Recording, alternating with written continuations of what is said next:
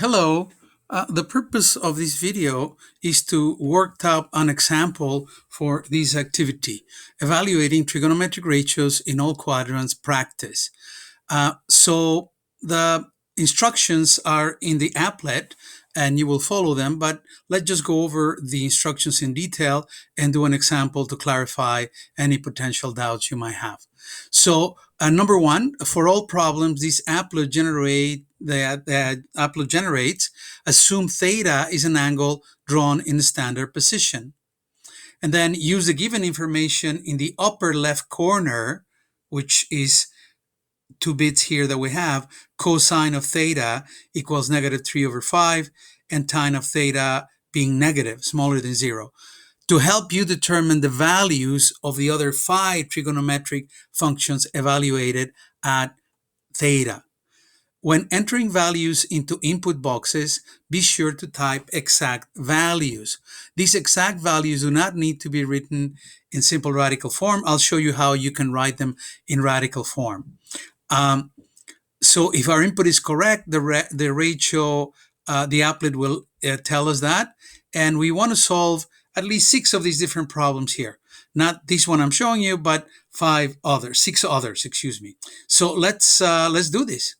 So I strongly recommend that you do work with paper pencil to solve this, so you can do step by step. So let's begin with this information we have. The cosine is -3/5 and the tangent is negative for our angle theta. So first thing we're going to refer is to our CAS rule, where do different trig ratios are positive or negative. And if we refer to this, we realize for the cosine to be negative, that means the adjacent side, or the x-axis, would have to be negative. So that would happen in quadrants 2 or 3 for the cosine to be negative. Now, the second bit of information tells us that the tangent is negative.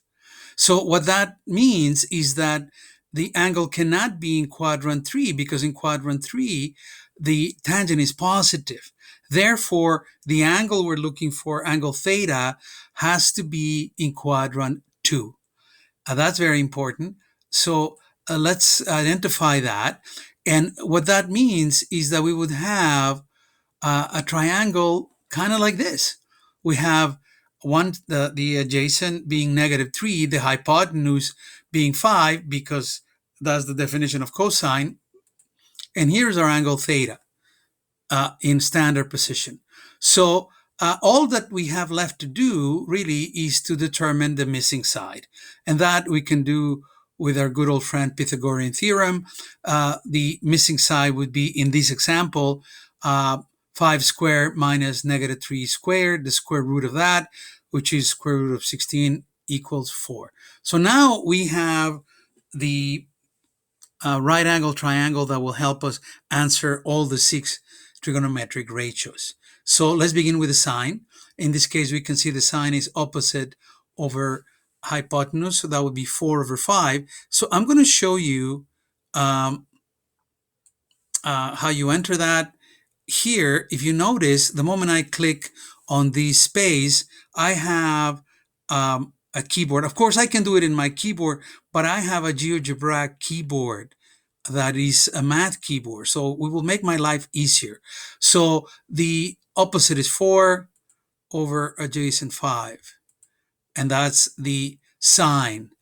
I know the cosecant, oh, I got it right, is the reciprocal of the sine. Therefore, this is just going to be 5/4. So I can do that. And when I press enter, I get my immediate feedback. So far, so good. The secant ratio for the angle theta is the inverse of the cosine. And we know the cosine is -3/5. That means this is going to be -5/3. And as we enter this, we're getting our feedback. And finally, we have the tangent and the cotangent. Well, the tangent, if we look at our diagram, is going to be opposite over adjacent, the opposite is 4, the adjacent is negative 3. So my tangent, we already had determined that was negative. So it's going to be negative 4 over 3. Press enter. And the cotangent is the inverse, the reciprocal, excuse me, of the tangent. So it's going to be negative 3 over 4. And that's it. After we've done this correctly, let's imagine that I made a mistake here and I put negative 3 over 5. Let's see what would happen. When I press enter, I don't get a correct feedback.